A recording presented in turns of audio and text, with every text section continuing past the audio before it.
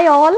ఈ రోజు వీడియోలో అయితే నేను మీతో స్టెమ్ సెల్ ప్రిజర్వేషన్ గురించి అయితే మాట్లాడదాం అనుకుంటున్నాను. మనలో చాలా మంది ఎడ్యుకేటెడ్ ఉన్నారు, కాకపోతే ఆ అవేర్నెస్ లేదనమాట. అసలు స్టెమ్ సెల్ ప్రిజర్వేషన్ అంటే ఏంటి, ఎందుకు చేస్తారు, డెలివరీ టైంలోనే ఎందుకు కలెక్ట్ చేయాలి, అండ్ అది కలెక్ట్ చేసినప్పుడు బేబీకి కానీ మదర్ కానీ ఏమన్నా హార్మ్ అవుతుందా, స్టెమ్ సెల్స్ ప్రిజర్వ్ చేయడం వల్ల అడ్వాంటేజెస్ ఏముంది, అది ఎలా యూజ్ అవుతాయి, అండ్ మనం ప్రిజర్వ్ చేసిన స్టెమ్ సెల్స్ ఓన్లీ ఆ బేబీకి మాత్రమే యూజ్ అవుతాయా, లేదా ఎవరికైనా అడిషనల్ గా యూజ్ అవుతాయా, అసలు కలెక్ట్ చేసే ప్రొసీజర్ ఏంటి, కలెక్ట్ చేసిన తర్వాత దాన్ని ఎక్కడ స్టోర్ చేస్తారు, ఎంత టెంపరేచర్ లో స్టోర్ చేస్తారు, అసలు ఇది స్టోర్ చేయడానికి పర్టికులర్ బ్యాంక్స్ అలా ఏమన్నా ఉంటాయా, స్టెమ్ సెల్స్ ప్రిజర్వ్ చేయడం వల్ల వేటిని ట్రీట్ చేయొచ్చు, అసలు ఈ ప్రొసీజర్ అనేది సైంటిఫికల్ గా ప్రూవ్ అయిందా, డీటెయిల్స్ అన్ని అయితే నేను ఈ వీడియో డిస్కస్ చేయబోతున్నాను. సో వీడియో స్కిప్ చేయకుండా మొత్తం చూసేయండి. సో వీడియో స్టార్ట్ చేసే ముందు నాది ఒక స్మాల్ రిక్వెస్ట్ అండి.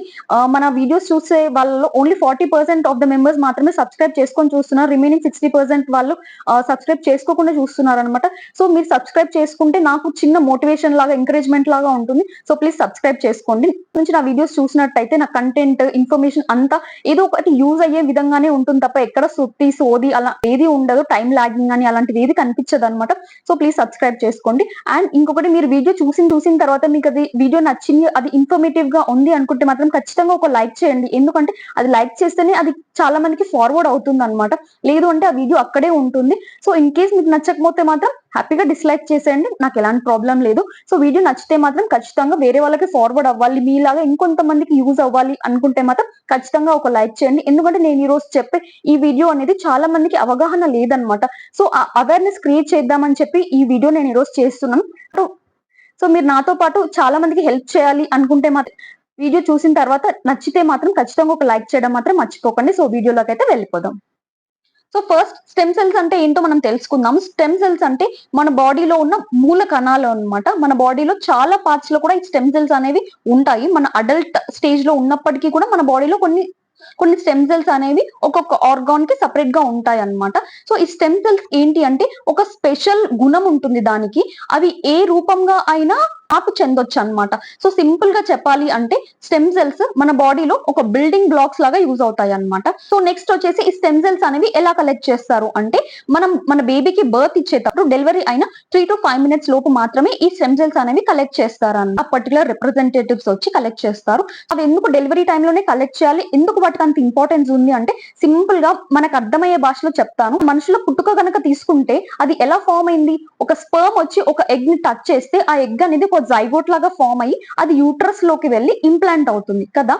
అక్కడ యూట్రస్ లో మన బేబీ అనేది డెవలప్ అవుతాడు స్టేజెస్ వైజ్. సో మన ప్రెగ్నెన్సీ అనేది కన్ఫర్మ్ అయినప్పుడు మన బేబీకి ఏదైనా ఆకారం ఉంటుందా, జస్ట్ ఒక చిన్న ఆవగింజంతా వాళ్ళ జర్నీ స్టార్ట్ అవుతుంది. బట్ అక్కడ నుంచి బాడీ పార్ట్స్ అనేవి ఎలా ఫామ్ అవుతాయి అంటే, ఒక బేబీ ఒక హ్యూమన్ బీయింగ్ కూడా డెవలప్ అవ్వాలి అంటే ఫ్రమ్ ద స్క్రాచ్ నుంచి మాత్రమే డెవలప్ అవుతాడు. సో ఆ జైగోట్ ఏదైతే ఉంటుందో అందులో ఉన్న స్టెమ్ సెల్స్ వల్లనే మన బేబీకి ప్రాపర్ ఆర్గన్స్ అనేవి ఫామ్ అవుతాయి. అంటే వాళ్ళకి తల కానివ్వండి, కళ్ళు, కాళ్ళు, చేతులు, వాళ్ళ కిడ్నీస్, హార్ట్, ఎవ్రీథింగ్ కదా, రైట్ ఫ్రమ్ దర్ స్క్రాచ్ అనమాట. ఆ జైగోట్ లో ఉన్న స్టెమ్ సెల్స్ నుంచి మాత్రమే మన బేబీ అనేది మనకి కంప్లీట్ హ్యూమన్ బీయింగ్ లాగా డెవలప్ అవుతాడు. సో మన బేబీ కంప్లీట్ ఒక మనిషి రూపంగా మార్పు చెందిన ఆ స్టెమ్ సెల్స్ మన బేబీకి ప్రిజర్వ్ చేస్తే వాళ్ళకి ఫ్యూచర్ లో ఏదైనా హెల్త్ ఇష్యూస్, ఏమైనా డిసీజెస్ ట్రీట్ చేయడానికి యూజ్ అవుతాయి అన్న ఉద్దేశంతో మాత్రమే మనం ఈ స్టెమ్ సెల్స్ అనేవి బర్త్ టైంలో కలెక్ట్ చేస్తాం అనమాట. అవి డెలివరీ టైంలో కాకుండా తర్వాత ఎప్పుడైనా కలెక్ట్ చేయొచ్చు కదా అంటే మనకు ఆ ఛాన్స్ లేదు. ఎందుకంటే బేబీ పుట్టిన తర్వాత మదర్ కి బేబీకి ఉన్న కనెక్షన్ ఏదైతే ఉంటుందో మనం బొడ్డు తాడు అంటాం, అంబలైకల్ కార్డ్, దాన్ని కట్ చేసి డిస్కార్డ్ చేసేస్తారనమాట హాస్పిటల్ వాళ్ళకి దాంతో ఎలాంటి యూజ్ ఉండదు కాబట్టి అది వృధాగా పోతుంది. సో మనం ఏదైతే వృధాగా పోతున్న ఆ అంబలైకల్ కార్డ్ ఏదైతే ఉందో దాంట్లో ఉన్న స్టెమ్ సెల్స్ ని మనం ప్రిజర్వ్ చేయడం వల్ల మన బేబీకి ఫ్యూచర్ గా ఏదైనా హెల్త్ ఇష్యూస్ వస్తే, ఏదైనా డిసీజెస్ వస్తే ట్రీట్ చేయడానికి ఈ స్టెమ్ సెల్స్ అనేవి చాలా బాగా యూజ్ అవుతాయి అనమాట. ఎందుకంటే వాళ్ళ పుట్టుకకి కారణమైన స్టెమ్ సెల్స్ మన బేబీస్ యొక్క ఆర్గన్స్ ఫామ్ అవ్వడానికి యూజ్ అయిన ఆ మూల కణాలు ఏవైతే ఉన్నాయో వాటిని కొంచెం ముందే తెలుసుకొని అవగాహనతో మనం ఈ రోజు ప్రిజర్వ్ చేసే ఈ స్టెమ్ సెల్స్ కూడా మన బేబీకి మనం ఇచ్చే ఒక గొప్ప ప్రాపర్టీ అయి ఉంటుంది. ఈ డెసిషన్ అనేది, ఈ టైం అనేది మళ్ళీ మనకి తీసుకోవడానికి ఛాన్స్ ఉండదు. మనం డెలివరీ అయిపోయిన తర్వాత, బేబీ పుట్టిన తర్వాత దాని గురించి అవేర్నెస్ వచ్చి అయ్యో మనం చేయలేకపోయామే అని బాధపడే బదులు మనం ప్రెగ్నెంట్ గా ఉన్నప్పుడే కొంచెం ఆలోచించి డెసిషన్ తీసుకుంటే వన్ టైం డెసిషన్ అనమాట, హోల్ ఫ్యామిలీకి, కంప్లీట్ ఫ్యామిలీకి యూజ్ అవుతుంది అనమాట. అండ్ నేను నా బేబీ అప్పుడు స్టెమ్ సెల్స్ ప్రిజర్వ్ చేద్దాము అన్న ఆలోచన నాకు వచ్చినప్పుడు అయితే మా ఇంట్లో వాళ్ళందరూ మమ్మల్ని తిట్టారనమాట. మీరు అనవసరంగా డబ్బులు వేస్ట్ చేస్తారు, అన్ని ఎప్పుడో యూజ్ అయ్యేదానికి అసలు అది యూజ్ అవుతుందో లేదో ఎవరికి తెలుసు, కంప్లీట్ వేస్ట్ చేస్తూ ఉంటారు డబ్బులు అది ఇది అని చెప్పి నన్ను తిట్టారనమాట. అండ్ నేను నాకంటే ముందు నాకంటే ముందు డెలివరీ అయిన నా ఫ్రెండ్స్ కానివ్వండి, ఫ్యామిలీ మెంబర్స్ ని కానివ్వండి, వాళ్ళు కూడా కాల్ చేసి అడిగాను అనమాట. సో మీరు స్టెమ్ సెల్స్ ప్రిజర్వ్ చేశారా ఏంటి అని చెప్పి. వాళ్ళైతే చేయలేదని చెప్పారనమాట. చాలా మంది నేను కాల్ చేసి కనుక్కున్న ప్రతి ఒక్కరు కూడా మేము స్టెమ్ సెల్స్ అయితే ప్రిజర్వ్ చేయలేదు, బట్ మమ్మల్ని హాస్పిటల్లో కొంతమంది అయితే అడిగారు చేయమని, బట్ మేమైతే చేయలేదు అని చెప్పారనమాట. సో నేనైతే ఆలోచించాను దాని గురించి, చాలా బీభత్సంగా రీసెర్చ్ చేశాను అనమాట. రీసెర్చ్ చేసి అది యూజ్ అవుతుంది అని చెప్పి ఎవరో చేయకపోతే ఏముంది, మనమైతే చేద్దాము, వేరే వాళ్ళు చేయకపోతే ఏముంది, మనం మన బేబీ కోసం చేద్దాము, మనం డెసిషన్ తీసుకుందాం కరెక్ట్ టైంలో. ఎందుకంటే అది డెలివరీ అయిపోయిన తర్వాత అయితే మనం డెసిషన్ తీసుకోలేము అని చెప్పేసి నేను ఒక స్టెప్ ఫార్వర్డ్ అయ్యి ధైర్యం చేసి తీసుకున్నాం అనమాట. సో అది యూజ్ అవుతుంది, సో అది మన బేబీకి యూజ్ అవుతుంది అన్న ఉద్దేశంతో, అట్లీస్ట్ ఒక్కరికి యూజ్ అయినా, ఒక్క బేబీకి యూజ్ అయినా కానీ అది చాలా బెనిఫిట్ ఉంటుంది కదా అన్న ఉద్దేశంతో నేను ఈ వీడియో తీస్తున్నాను అనమాట. సో వీడియో నచ్చితే మాత్రం, ఇన్ఫర్మేటివ్ గా ఉంది అనుకుంటే మాత్రం ఖచ్చితంగా లైక్ చేయడం మాత్రం మర్చిపోకండి. సో దట్ ఇది ఇంకొంతమంది ప్రెగ్నెంట్ ఉమెన్స్ కి రీచ్ అయ్యే ఛాన్స్ ఉంటుంది అనమాట. అట్లీస్ట్ ఆ pregnant women last week of their pregnancy ఉన్నా కానీ, అట్లీస్ట్ 2 days ముందు వాళ్ళ సో అట్లీస్ట్ ఇంకొక 2 days ఉంది వాళ్ళ డెలివరీకి ఉందన్నా కానీ వాళ్ళు డెసిషన్ తీసుకోవడానికి ఛాన్స్ ఉంటుంది అనమాట. కాబట్టి ఖచ్చితంగా లైక్ చేయడం మాత్రం మర్చిపోకండి. సో ఇప్పుడు స్టెమ్ సెల్స్ అంటే ఏంటి, వాటి యొక్క ఇంపార్టెన్స్ ఏంటి, అవి ఎందుకు డెలివరీ టైంలోనే కలెక్ట్ చేస్తారు అన్న విషయం అర్థమైంది అని అనుకుంటున్నాను. అండ్ డెలివరీ అయిన తర్వాత ఈ ప్రొసీజర్ ఎలా ఉంటుంది, వాళ్ళు ఎలా కలెక్ట్ చేస్తారు, బేబీ కానీ మదర్ కానీ ఏమైనా హార్మ్ ఉంటుందా అంటే అసలు ఎలాంటి హార్మ్ ఉండదు. ఈవెన్ పెయిన్ కూడా ఏముండదు అనమాట బేబీ కానీ మదర్ కి కానీ. ఎందుకంటే నాది నార్మల్ డెలివరీ అయింది కాబట్టి నేను లైవ్ గా చూసాను అవి ఎలా కలెక్ట్ చేస్తారు ఏంటి అని. కాబట్టి ఆ అవేర్నెస్ తో మాత్రమే నేను మీకు చెప్తున్నాను అనమాట. సో బేబీ ఎప్పుడైతే బయటకు వస్తారో, బేబీ బయటకు వచ్చిన వెంటనే వాళ్ళకున్న బొడ్డు తాడు కట్ చేయారనమాట. బేబీస్ యొక్క నోస్ అదంతా క్లీన్ చేసిన తర్వాత అట్లీస్ట్ ఒక 2 minutes ఆగుతారనమాట.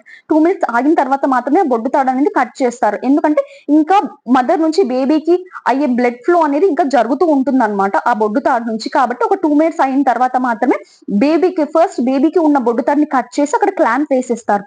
తర్వాత ఇంకా బేబీని బయటకి ఇచ్చేస్తారు. అసలు బేబీతో ఎలాంటి సంబంధం ఉండదన్నమాట. నెక్స్ట్ మదర్ కి ఏదైతే అటాచ్డ్ ఉంటుందో ఆ బొడ్డు తాడుని కట్ చేసి క్లాంప్ చేసేస్తారు అనమాట. సో ఇక్కడ బొడ్డు తాడుతో పాటు అందులో ఉన్న బ్లడ్ ని కలెక్ట్ చేస్తారు అనమాట. సో బ్లడ్ ఎందులో నుంచి కలెక్ట్ చేస్తారు అంటే బొడ్డు తాడు నుంచా అంటే కాదు, ప్లెజెంటా ఉంటుంది కదా, అంటే మాయ అని అంటారు. ఆ మాయలో చాలా బ్లడ్ మిగిలిపోయి ఉంటుంది అనమాట, అది చాలా వృధా అయిపోతుంది. సో కాబట్టి ఆ మాయలో ఉన్న బ్లడ్ ని ఒక నీడిల్ పెట్టి కలెక్ట్ చేసుకుంటారు అనమాట. ఆ వృధాగా పోయే బ్లడ్ అనేది మనం కార్డ్ బ్లడ్ అంటాం అనమాట. సో ఈ కార్డ్ బ్లడ్ తో పాటు కార్డ్ టిష్యూస్ కూడా ప్రిజర్వ్ చేయొచ్చు. కార్డ్ టిష్యూస్ ఏంటి అంటే బొడ్డు తాడు. సో ఒక పర్టికులర్ లెంత్ అనమాట, కంప్లీట్ బొడ్డు తాడుని ప్రిజర్వ్ చేయరు, జస్ట్ వాళ్ళకి సర్టన్ లెంత్ అనేది ఉంటుంది అనమాట. ఆ పర్టికులర్ లెంత్ బొడ్డు తాడు మాత్రమే కలెక్ట్ చేసి ఒక చిన్న బాక్స్ లో కలెక్ట్ చేసుకొని తీసుకెళ్తారు అనమాట. ఇది జరుగుతున్న ప్రాసెస్ లోనే మదర్ నుంచి కూడా కొంచెం బ్లడ్ శాంపుల్ అనేది తీసుకుంటారు అనమాట. అది ఫర్దర్ గా టెస్ట్ చేయడానికి యూజ్ అవుతుంది అని చెప్పి మదర్ నుంచి కూడా కొంచెం కూడా బ్లడ్ శాంపుల్ అనేది కలెక్ట్ చేస్తారు. సో ఇప్పుడు ఏదైతే కార్డ్ బ్లడ్ ఉందో వాళ్ళు కలెక్ట్ చేసింది దాంట్లోనే స్టెమ్ సెల్స్ అనేవి ఉంటాయి అనమాట. ఈ స్టెమ్ సెల్స్ మన బేబీస్ కి ట్రీట్ చేయడానికి యూజ్ అవుతాయి. అండ్ ఈ స్టెమ్ సెల్స్ తో పాటు ఈ అంబలైకల్ కార్డ్ తాడుని ఎందుకు తీసుకున్నారు అంటే దీంట్లో కొన్ని కార్డ్ టిష్యూస్ ఉంటాయి అనమాట. సో ఈ కార్డ్ టిష్యూస్ వల్ల కూడా కొన్ని ట్రీట్ చేయొచ్చు, కొన్ని డిసీజెస్ కి యూజ్ అవుతుంది అన్న ఉద్దేశంతో సో మనం రెండు కూడా ప్రిజర్వ్ చేయొచ్చు. స్టెమ్ సెల్స్ ప్రిజర్వ్ చేయొచ్చు, కార్డ్ టిష్యూస్ ప్రిజర్వ్ చేయొచ్చు అనమాట. So that completely depends on you అనమాట. సో దాంట్లో ప్యాకేజ్ ని బట్టి ఉంటుంది. లేదు మీకు ఓన్లీ స్టెమ్ సెల్స్ కావాలి అంటే ఓన్లీ స్టెమ్ సెల్స్ ప్రిజర్వ్ చేస్తారు. లేదు దాంతో పాటు మేము ఎలాగో ఆ ప్రాసెస్ డెలివరీ టైంలోనే అవుతుంది కాబట్టి పనిలో పని రెండు అయిపోతాయి అని చెప్పి రెండు కూడా మనం కలెక్ట్ చేసుకోవచ్చు, కార్డ్ టిష్యూస్ అలాగే కార్డ్ బ్లడ్ అనమాట. సో ఇప్పుడు అర్థమైంది కదా అసలు స్టెమ్ సెల్స్ అంటే ఏంటి, కార్డ్ బ్లడ్ ఎలా కలెక్ట్ చేస్తారు, అండ్ కార్డ్ టిష్యూస్ అంటే ఏంటి క్లియర్ గా అర్థమైంది అని అనుకుంటున్నాను. దీని వల్ల అయితే ఎలాంటి హార్మ్ ఉండదు, మదర్ కి ఉండదు, బేబీకి ఉండదు అనమాట. ఇది కంప్లీట్లీ సేఫ్ ప్రొసీజర్. అండ్ వాళ్ళు ఏదైతే బ్లడ్ కలెక్ట్ చేస్తారో అని వాళ్ళ ల్యాబ్ లోకి తీసుకెళ్లి ప్రాసెస్ చేస్తారన్నమాట. ప్రాసెస్ చేసి బ్లడ్ రూపకంగానే వాళ్ళు స్టోర్ చేయరు. అందులో ఉన్న స్టెమ్ సెల్స్ ఏవైతే ఉంటాయో వాటిని మాత్రమే స్టోర్ చేస్తారన్నమాట. ఎందుకంటే ఆ బ్లడ్ ని వాళ్ళు అన్ని ఇయర్స్ స్టోర్ చేయాలి అంటే ఆ బ్లడ్ యొక్క క్వాంటిటీ అనేది డిక్రీజ్ అయిపోతుంది అనమాట. వాళ్ళు కలెక్ట్ చేసినప్పుడు ఎంకింగ్ అంతే ఉండదు. కాబట్టి అందులో ఉన్న స్టెమ్ సెల్స్ ని మాత్రమే వాళ్ళు ప్రిజర్వ్ చేస్తారు, అందులో ఉన్న బ్లడ్ ని ప్రిజర్వ్ చేయరు. సో ఇప్పుడు కలెక్ట్ చేసిన స్టెమ్ సెల్స్, కార్డ్ టిష్యూస్ ఎలాంటి ట్రీట్మెంట్స్ కి యూజ్ అవుతాయి అంటే కొన్ని టైప్స్ ఆఫ్ క్యాన్సర్స్ ట్రీట్ చేయొచ్చు, లుకేమియా అని చెప్పి అండ్ అనేమియా, ఇలాంటి కొన్ని లిస్ట్ ఆఫ్ డిసీజెస్ అయితే ఉంటాయి. సో వాటిని ట్రీట్ చేయడానికి ఇది చాలా బాగా యూజ్ అవుతుంది. ఎవరమైనా మన బేబీస్ కి ఇలాంటి హెల్త్ ఇష్యూస్ రావాలి అని చెప్పి కోరుకోము. ప్రతి ఒక్క తల్లి కూడా మన బేబీ హెల్దీగా ఉండాలి, ఆరోగ్యంగా ఉండాలని కోరుకుంటాం. బట్ ఎప్పుడు ఏమవుతుందో తెలీదు. మనం ఇప్పుడున్న లైఫ్ స్టైల్, ఇప్పుడు తీసుకునే మన ఫుడ్ హ్యాబిట్స్ కానివ్వండి, వీటి వల్ల కొత్త కొత్త రోగాలు పుట్టుకొస్తున్నాయి అనమాట. కాబట్టి ఇది మన ఫ్యూచర్ కోసం యూజ్ చేసుకోవడంలో తప్పేం లేదు. చాలా అండ్ వీళ్ళు కలెక్ట్ చేసిన బ్లడ్ ఎక్కడ స్టోర్ చేస్తారు అంటే మనం అమౌంట్ స్టోర్ చేసుకోవడానికి ఎలా అయితే బ్యాంక్స్ ఉంటాయి, ఇవి స్టోర్ చేసుకోవడానికి కూడా కొన్ని బ్యాంక్స్ ఉంటాయి అనమాట. లైక్ ప్రైవేట్ బ్యాంక్స్ అని, పబ్లిక్ బ్యాంక్స్ అని, కొన్ని కమ్యూనిటీ పూల్స్ అని, ఇలా డిఫరెంట్ ఉంటాయి. సో మనం ఏవైతే మనకి సేఫ్ మనం ఆలోచించుకొని డెసిషన్ తీసుకోవాలన్నమాట. సో పబ్లిక్ బ్యాంక్స్ ఏంటి, అన్ని ఇయర్స్ అయితే ఆ స్టెమ్ సెల్స్ స్టోర్ చేసుకోవాలి అని అనుకుంటాము. అన్ని ఇయర్స్ మనకి అథారిటీ ఉండకపోవచ్చు, అన్ని ఇయర్స్ మనకి అథారిటీ ఉండదు. పబ్లిక్ బ్యాంక్స్ లో ఎలా ఉంటుందంటే 1 year or 2 years ఆ పర్టికులర్ బ్యాంక్ ని బట్టి ఉంటుంది అనమాట. సో సపోజ్ 2 years అనుకుంటే 2 years మాత్రమే మనం కలెక్ట్ చేసిన స్టెమ్ సెల్స్ మీద అథారిటీ ఉంటుంది అనమాట. సో తర్వాత ఆ అథారిటీ అనేది బ్యాంక్ వాళ్ళకి వెళ్ళిపోతుంది. సో ఎవరికైతే స్టెమ్ సెల్స్ నీడ్ ఉన్నాయో, ఇన్ కేస్ ఆ స్టెమ్ సెల్స్ ఎవరికన్నా మ్యాచ్ అవుతున్నాయి అనుకుంటే ఆ స్టెమ్ సెల్స్ వాళ్ళు డొనేట్ చేసుకోవచ్చు అనమాట. సో మనకి ఎప్పుడైనా రిక్వైర్మెంట్ ఉన్నప్పుడు, మన బేబీకి కానీ మనకు కానీ ఎవరికైనా రిక్వైర్మెంట్ ఉన్నప్పుడు ఆ స్టెమ్ సెల్స్ అనేవి ఆ పర్టికులర్ బ్యాంక్ లో అవైలబుల్ ఉంటే మన బేబీ మనకి ఇస్తారు, లేదు అంటే వేరే వాళ్ళకి ఇస్తారు అనమాట. సో పబ్లిక్ బ్యాంక్ లో పెట్టడం కొంచెం రిస్క్ అనే చెప్పొచ్చు. ఎందుకు ఇంత వాల్యుబుల్ ఉన్న స్టెమ్ సెల్స్ ని వేరే వాళ్ళకి ఎవరికో డొనేట్ చేసే బదులు మనమే మన బేబీ కోసం భద్రపరచుకోవడం చాలా సేఫ్ అయ్యా అనమాట. సో ప్రైవేట్ బ్యాంక్స్ అనమాట. సో ప్రైవేట్ బ్యాంక్స్ లో ఎలా ఉంటుందంటే వాళ్ళు కొన్ని ఇయర్స్ ఉంటుంది అనమాట. మినిమం వచ్చేసి 21 years ఏమో స్టోర్ చేయగలము. తర్వాత 54 years, 75 years ఇలా ఉంటుంది అనమాట. సో మనం తీసుకునే ప్యాకేజ్ ని బట్టి, మన ఇంట్రెస్ట్ ని బట్టి మీరు ఎన్ని ఇయర్స్ స్టోర్ చేసుకోవచ్చు అని చెప్పి మనం మాట్లాడుకోవాలి. అండ్ మనం కట్టే అమౌంట్ మీద కూడా డిపెండ్ అయి ఉంటుంది. సో కొంచెం ప్రైవేట్ బ్యాంకింగ్ లో స్టోర్ చేసుకోవడము అంటే కొంచెం అమౌంట్ తో కూడుకున్న పని. కాకపోతే మన బేబీకి అది ఫ్యూచర్ లో యూజ్ అవుతుంది అన్న ఉద్దేశంతో మనం ఈ ప్రైవేట్ బ్యాంక్స్ లో స్టోర్ చేస్తాం అనమాట.